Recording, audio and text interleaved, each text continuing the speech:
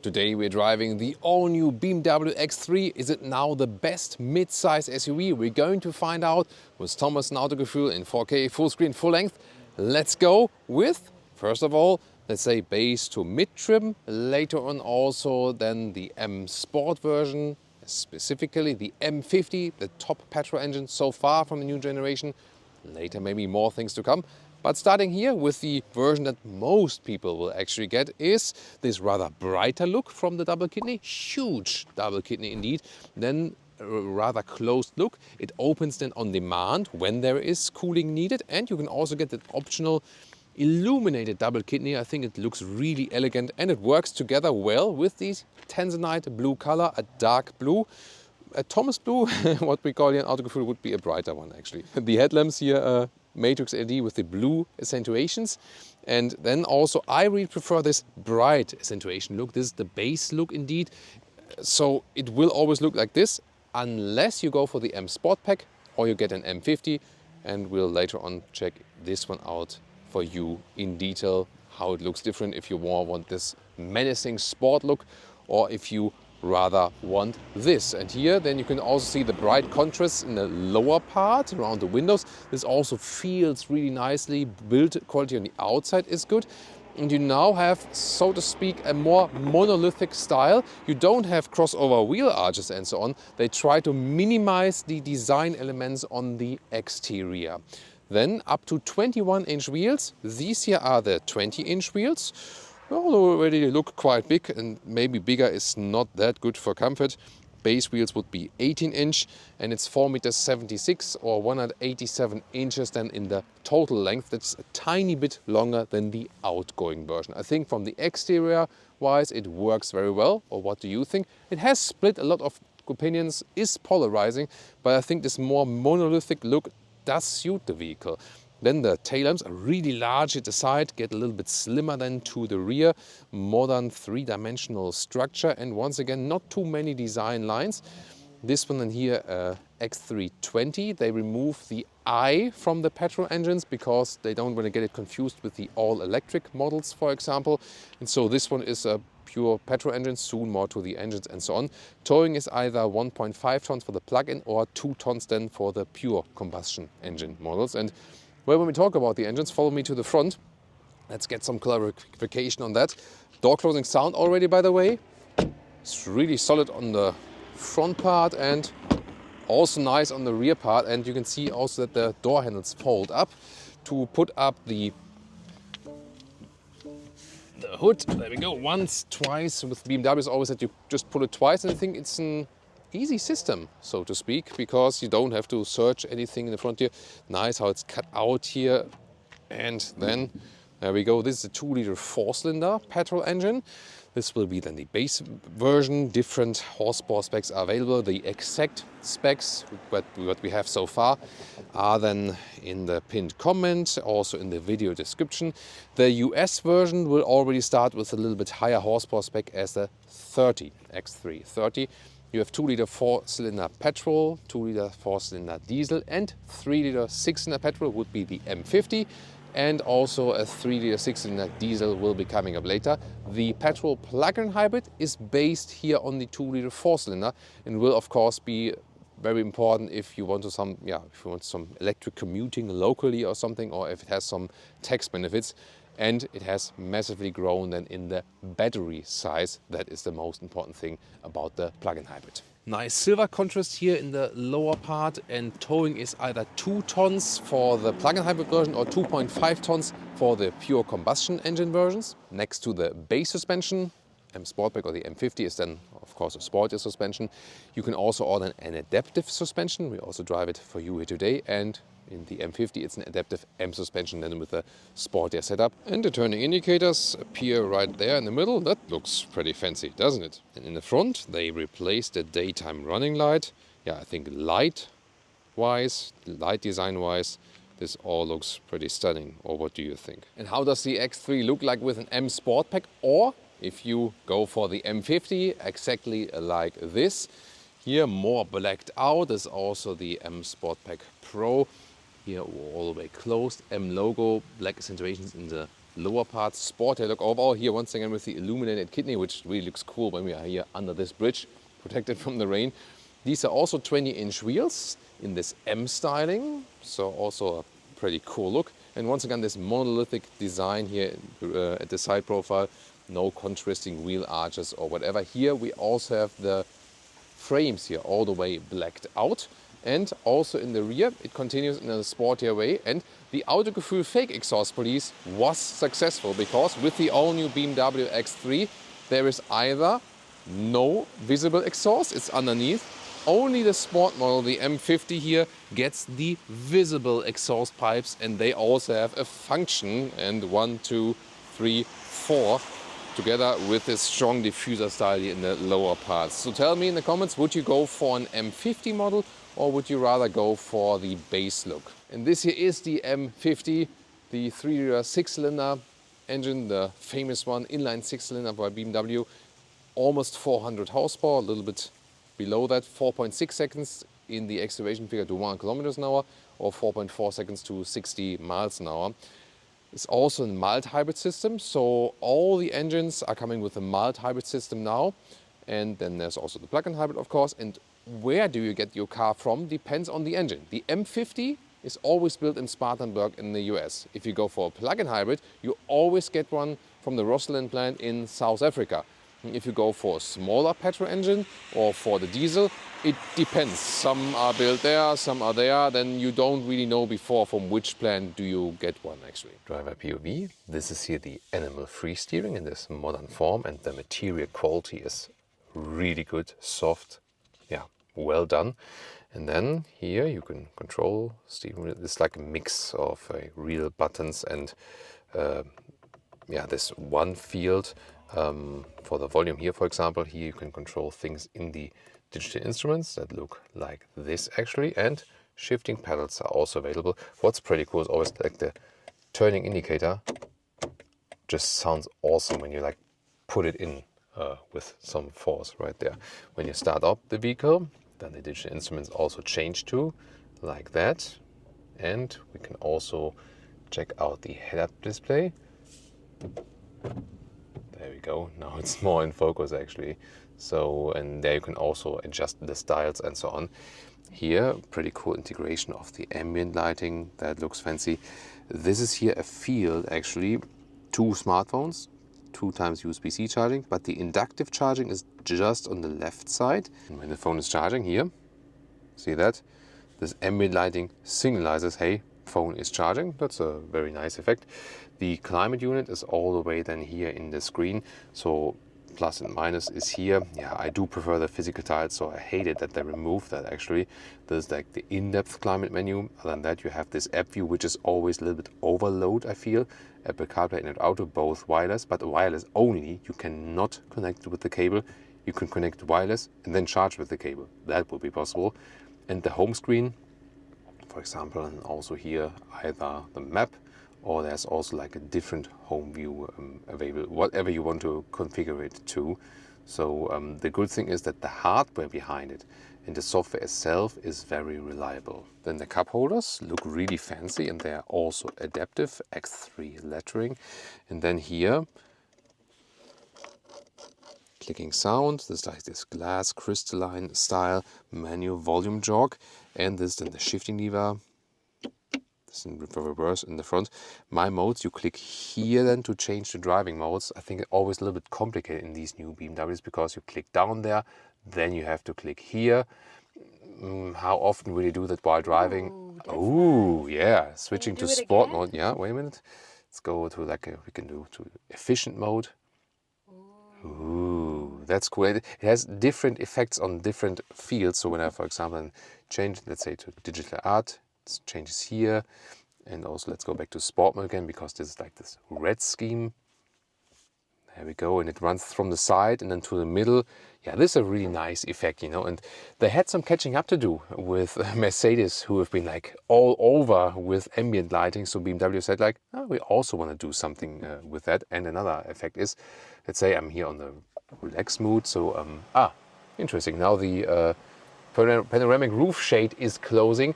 This is a fixed panoramic roof with the glass but you can apply a real shade. That's at least good. So it's better as if there would be no shade or something like that, but you cannot open it. So here, look at that, relaxed mode, this color scheme. And now when I hit the turning indicators, hazard lights, there we go. Then you also have this flashing on the inside. So it's only for the hazard lights, not when you hit the turning indicator. That's, yeah, was just mispronouncing that. So here once again with the hazard lights, very cool effect, isn't it? So yeah, I mean, why not? You might say this is like a useless feature, but when you create some emotional feature in vehicles, something that is special, it always gives you something, you know. And they now, by the way, so when we were in the studio, it wasn't working yet because of a pre-production vehicle, but we can now actually show you how the memory seating works and the control of the side vents here. And this is like this hashtag capacitive PS field, but it works very reliable, let's say. And they also have this printing on top, so you feel something. And then you can, this is like more vent, more fan speed, this side less fan speed. And then this area here on the passenger side, you cannot like press in something. And here's the door handle. Ah, yeah, door handle is hidden right here. And on the driver's side here, you set, and then you can click it here for the memory function. This whole field here moves, and this is also where you open or close the vehicle. Ooh, honestly, not a big fan of that one. Here the door handles, flush, integrated, but you can still grab underneath, and then they give you like a real feedback. Also decent door closing sounds. There we go.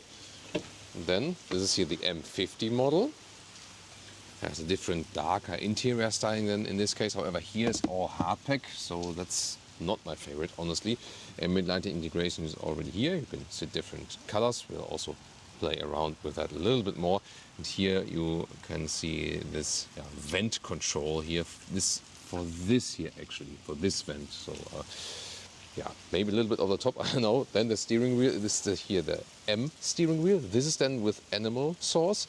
However, the base steering wheel, the animal-free one, not only because I like animals, I really have to say, this one here is harder. The base steering wheel is plusher, it feels softer, not only on the surface, but also underneath. It has like a thicker dampening. And then here, the seats, these are the Veganza seats, also a high-grade leatherette.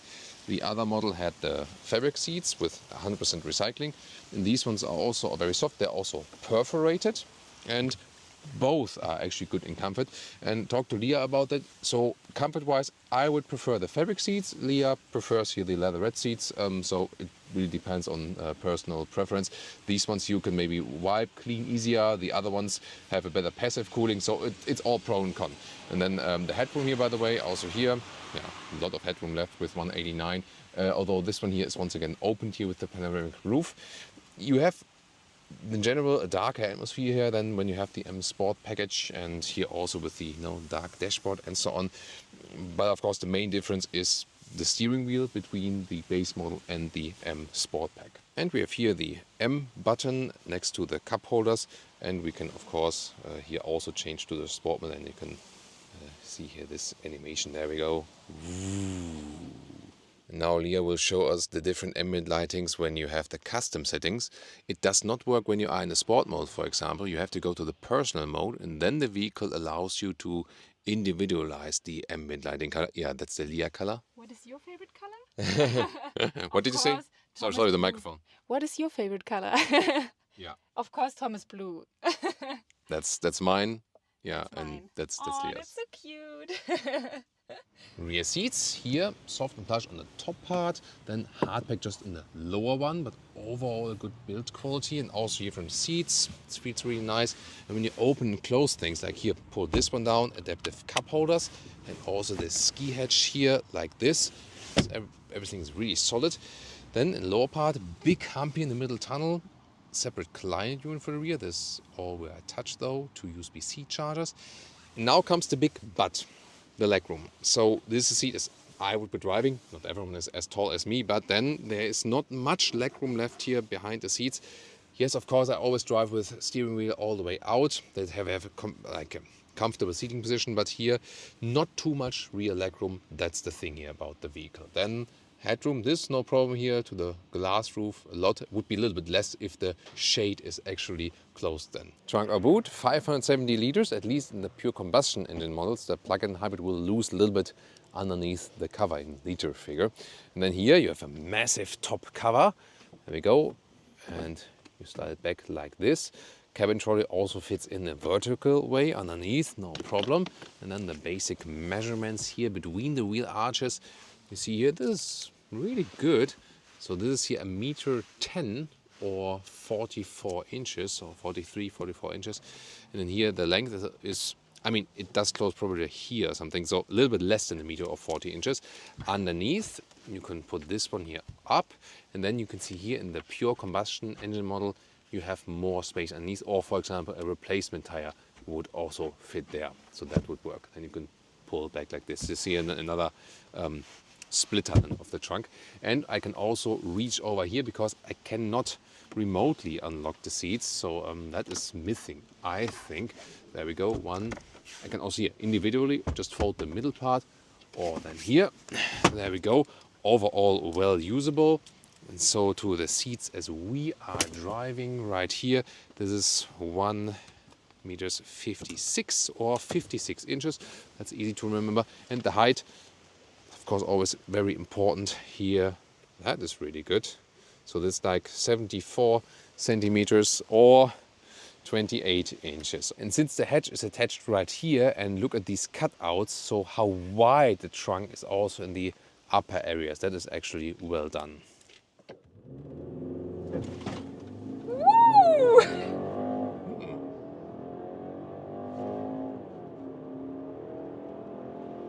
Oh, that is 100 kilometers an hour with a 2-liter 4-cylinder. Not too bad. The official figure is just under 8 seconds. The US version, the entry-level 30, X3 30 would be even a little bit quicker.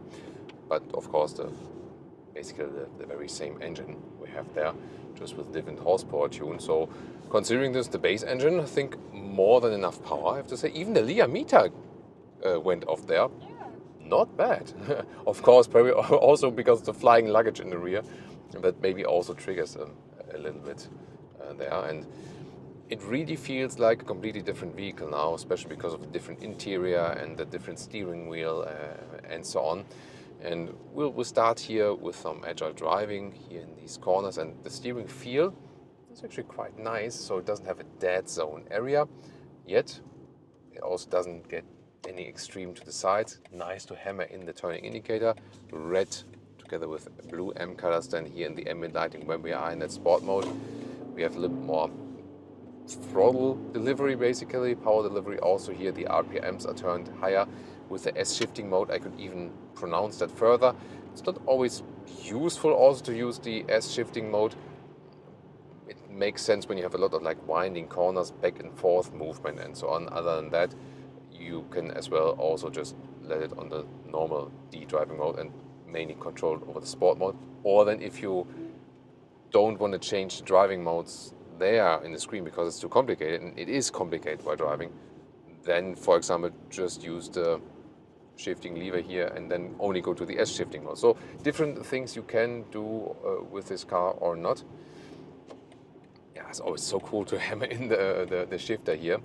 We have the adaptive suspension set now on the sporty tone. In the Sportman you do feel that. So it is, considering this is, you know, like mid-size SUV, it feels kind of rough in the sport mode. Definitely pronounced the sportiness. Together also with 20-inch wheels, you can get more comfort if you have smaller wheels, of course.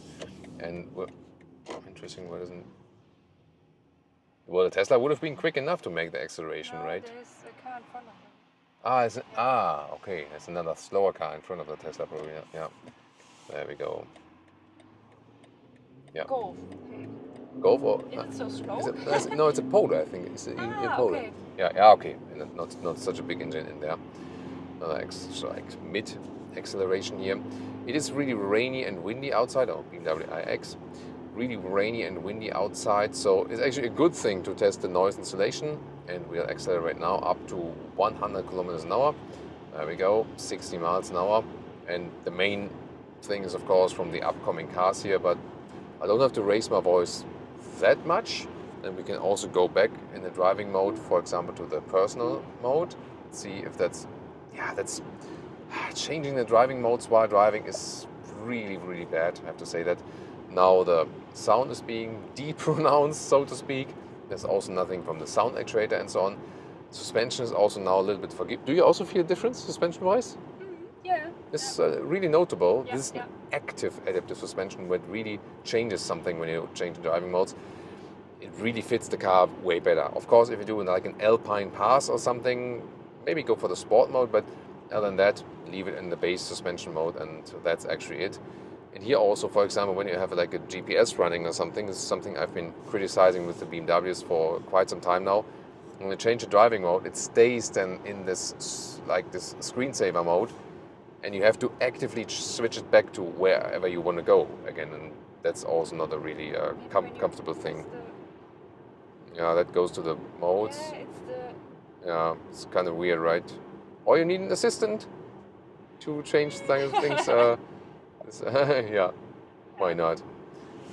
Yeah, and here actually a very likable driving feeling. Space in the cockpit. You have like this traveling feeling here, I would call it that way. And with the adaptive suspension here in the soft mode, it's also good comfort, even though we have 20-inch wheels. Really like the steering setting. Both this new steering wheel design and the animal-free material, it feels really nice. I would actually say even it feels better than the M material. So that's actually really good. You can always use shifting. Yeah, it's good. Yeah. Lear proof. Gets the Lear stamp. Yeah, and the steering feel is actually better than in some of the sportier models of BMW, I would say. So I think they really nailed the steering feeling after that. Now, when not so many cars are coming towards us, we can also better test the noise insulation of the car itself. And I think for 100, so far pretty silent. We'll also now jump onto the German motorway, the Autobahn, famous Autobahn. We also try to include as much Autobahn as possible always in our episodes we film from Germany.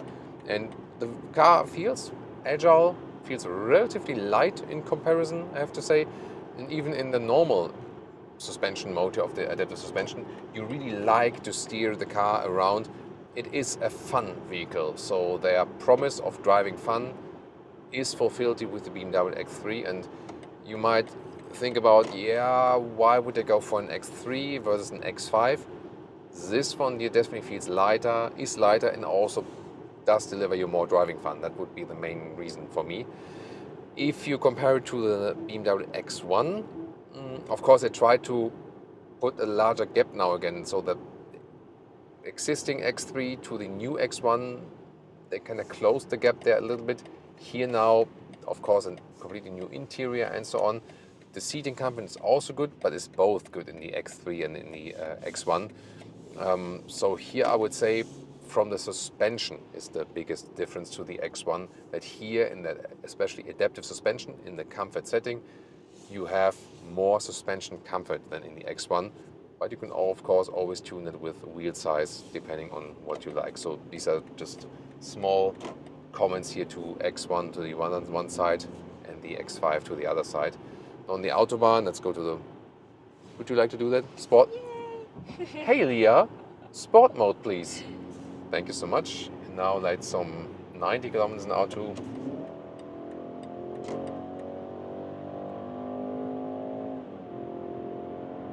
130, that was. Yeah, I mean, actually I experienced more with this 2-liter 4-cylinder than expected. In the plug-in hybrid drivetrain, it would then also be connected again with the electric power, so they have even more power, at least when the battery is fully or at least half charged or something like that.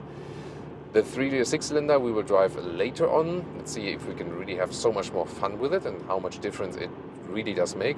But I think this engine size here, although I prefer more cylinders in a bigger vehicle, it still suits the vehicle. It is enough. And here 120 kilometers an hour, 70 miles an hour on the motorway. Also good as for the noise insulation.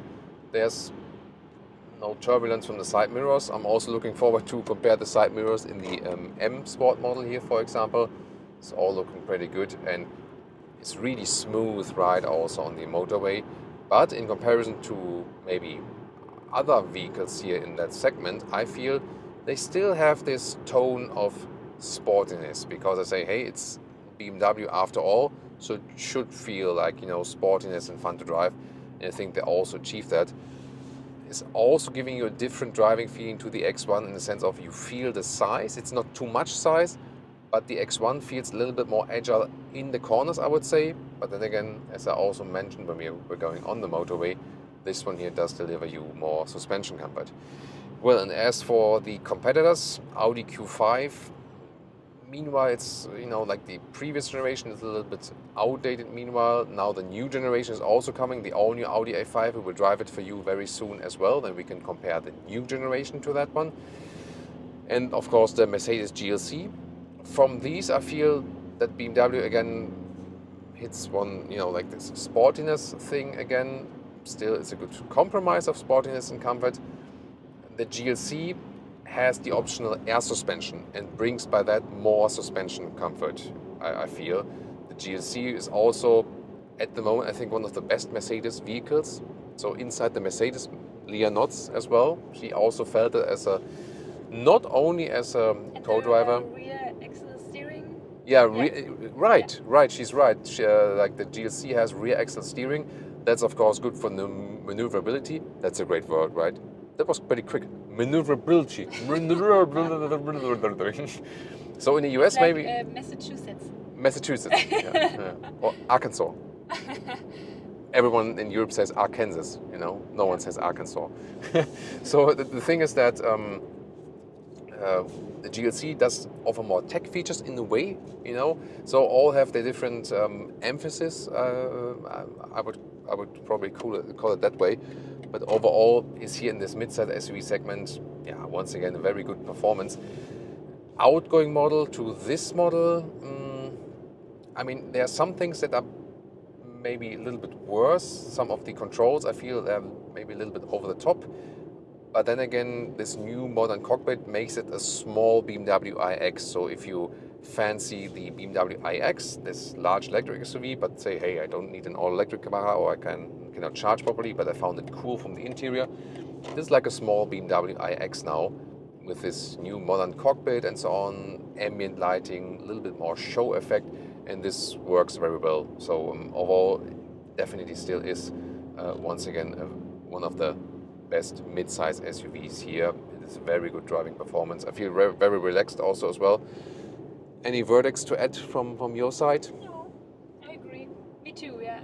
I mean, Leah, when she was driving with the girls last time in the GLC, she put on like the pink ambient lighting here all the way, and now she can do that in the X3 as well. She can do like some screaming out ambient lighting when she's going out with the girls. And Thomas was like, yeah. Did you drive like that? Yeah, you girls drove like that. And, of course, everyone was like looking at like three blonde girls driving there with ambient lighting all over the place in the night. Everyone was like, whoa. Yeah, I would have looked as well. So that's the thing. Yeah, but now the big question to you is, would you take this one or the GLC? The GLC. Leah would take the GLC. Yeah. Interesting to know. Yeah, that means a lot. I mean, definitely we have a lot of Mercedes versus BMW comparisons, and sometimes the one, sometimes the other wins. Yeah, we also can change the ambient lighting here. That's even more visible at nighttime. That's a little bit weirder to see, right? A little bit confusing to look at it. But yeah, playing with the My modes here, silent is also possible. Oh, now the roof should not close. No, the roof shouldn't close on the camera suction mount there. That shouldn't happen. Yeah. Maybe no silent mode. Good to know. No silent mode. Yeah, efficient maybe also. That's also nice, right? Yeah. So ambient lighting wise, this is pretty cool. It does give you something, you know. It is an emotional feature, and I always have to say, why not? Here also in the tunnel, it doesn't get too loud actually, so I'm also happy with that. Pretty cool. I really like the steering feeling. That's one of my main things actually. But now I'm looking forward to, is it really so much different when we're driving the M50? Now the M50. Let's accelerate it out.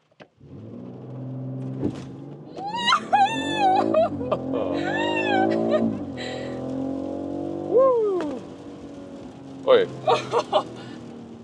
Smartphones are flying through through the vehicle here. Wow.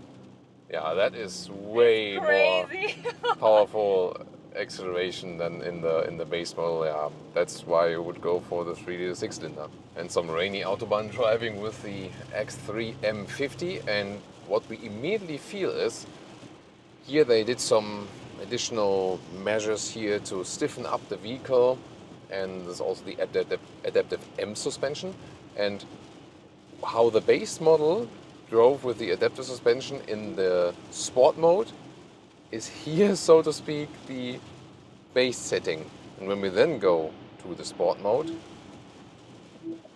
then it's even stiffer. So then you feel every inch of the motorway, basically. It's not that bad when the road is even and flat and everything, but when there are some bumps, then the sport setting in the adaptive M suspension here in the M50, it's really stiff. But you really feel these gradually steps from comfort to sportiness here. So the M50 definitely, if you appreciate this base setting of sportiness, then want it even sportier on demand. And of course, this 3-liter 6-cylinder is a great engine, best engine that BMW got at the moment for many years. And even if you don't exceed it with the acceleration and so on, it's just feeling really comfy and nice as well when you keep it at low RPM. So even if you don't accelerate it out here in the motorway, it gives you also a sense of calmness, not only a sense of sportiness. Here, by the way, when you press and hold the set button, it's important for our views from EU, then you can deactivate that speed limit warning. So sometimes when you just exceed it by 1 kilometer an hour, then it doesn't beep all the time. So and here, by the way, the cruise control and everything actually works also quite well in the rain. So we can set it here on the left side of the steering wheel, then we can switch if it's just a normal cruise control or the assisted driving. And let's see, also in these harsh conditions here, keeping me then centralized in the lane. So far so good. Of course they use a mix of sensors, not only camera sensors. Big discussion, and if camera sensors are enough. The Tesla shows a very good result with camera sensors only. And again, with fog and so on, the other ultrasonic sensors and so on can make a lot of sense. Some more agile driving.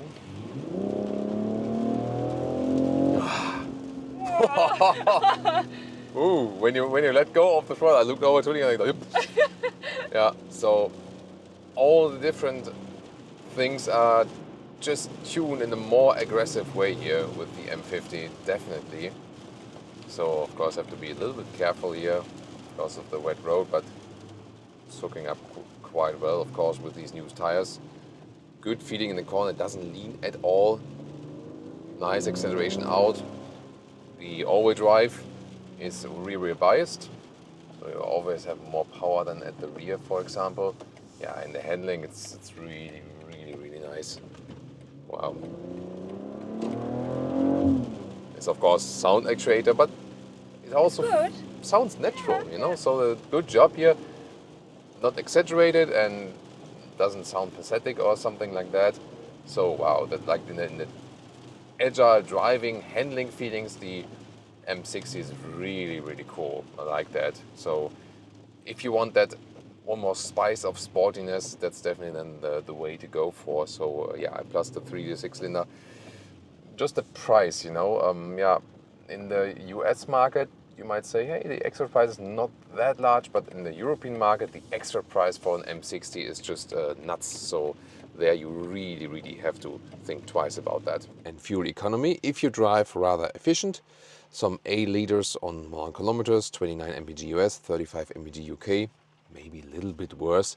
And which engine am I talking about? Rather in general about the X3 with a petrol engine, because my experience, and also comparing it with the sedan models, for example, where I've been driving the same engines, is it doesn't make the biggest difference if you go for the 2-liter 4-cylinder or the 3-liter 6-cylinder when you drive it the very same calm way, because the 6-cylinder you keep it at lower RPM and so on, and then they are not so much more fuel consuming. Maybe then this one here rather in the direction 8.5, and the other one maybe a little bit less. Maybe that's the biggest difference. Sometimes, for example, when you drive it even quicker, then the six-cylinder can actually be more fuel efficient because once again, in the same situations, it keeps it at lower RPM, but so that you get like a rough estimate. Interesting, by the way, that the mild hybrid technologies are in some cases the same, like the M50.